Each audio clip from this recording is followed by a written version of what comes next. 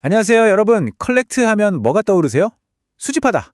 맞죠? 네, 정말 익숙한 단어인데 만약 이 평범해 보이는 단어 속에 우리가 상상도 못했던 다채로운 세계가 숨어 있다면 어떠실 것 같으세요? 자, 가장 먼저 떠오르는 건 역시 이거죠. 취미로 뭔가를 모으는 거요. 이 문장처럼요. 이건 아주 직관적이고 쉽죠? 근데 한번 생각해 보세요. 우표 모으는 거랑 세금을 거두는 거, 아니면 생각을 정리하는 거, 심지어 책상 위에 먼지가 쌓이는 거랑 대체 무슨 상관이 있을까요? 전혀 다른 얘기 같잖아요. 바로 이 지점에서 collect라는 단어의 진짜 재미가 시작됩니다. 자, 그럼 지금부터 이 한 단어에 담긴 여러 가지 얼굴들을 하나씩 저랑 같이 파헤쳐 보시죠. 네, 컬렉트는 진짜 여러 상황에서 쓰이거든요. 그런데 놀랍게도 이 모든 뜻의 중심에는요, 단 하나의 아주 강력한 아이디어가 딱 버티고 있습니다. 바로 이겁니다. 흩어져 있는 것들을 하나로 모은다. 이 개념만 딱 기억하시면 돼요.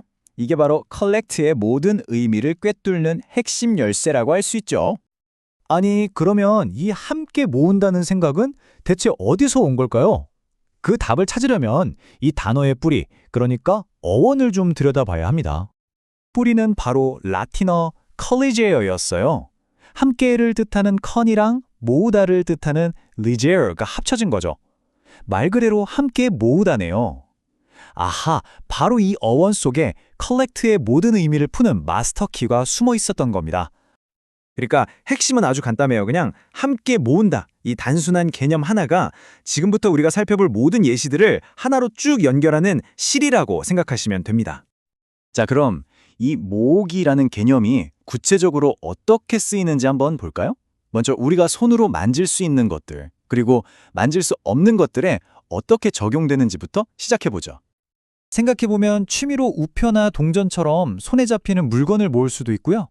또 연구를 위해서 눈에 보이지 않는 데이터나 어떤 역사적 지식 같은 정보를 모을 수도 있잖아요. 대상은 다르지만 본질은 똑같죠? 전부 다 모으는 행위라는 거. 여기서 데이터랑 정보를 collect 한다고 할 때 약간의 뉘앙스 차이가 있어요. 데이터를 수집한다고 하면 보통 분석을 위해서 설문조사 결과처럼 좀 체계적으로 모으는 느낌이 강하고요. 반면에 정보를 수집한다고 하면 어떤 주제에 대해서 좀 더 폭넓게 지식이나 사실들을 모으는 느낌이 들죠. 미묘하지만 분명한 차이가 있습니다.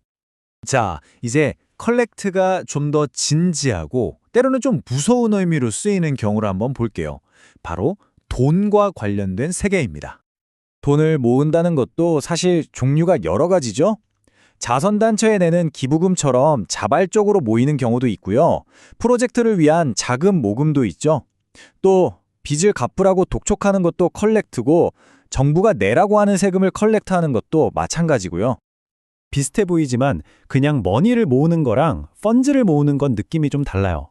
컬렉트 머니라고 하면 여행 가려고 아니면 친구 선물 사주려고 돈 모으는 것처럼 좀 일반적인 느낌인데 컬렉트 펀즈라고 하면 자선단체나 특정 프로젝트처럼 뭔가 좀 더 공식적이고 조직적인 목적을 위해서 돈을 모으는 그런 뉘앙스가 강하죠.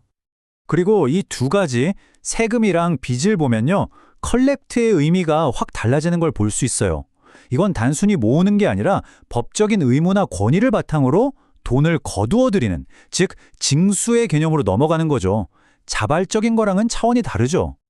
자, 지금까지는 그래도 돈이나 데이터처럼 형태가 있거나 특정할 수 있는 것들을 다뤘잖아요.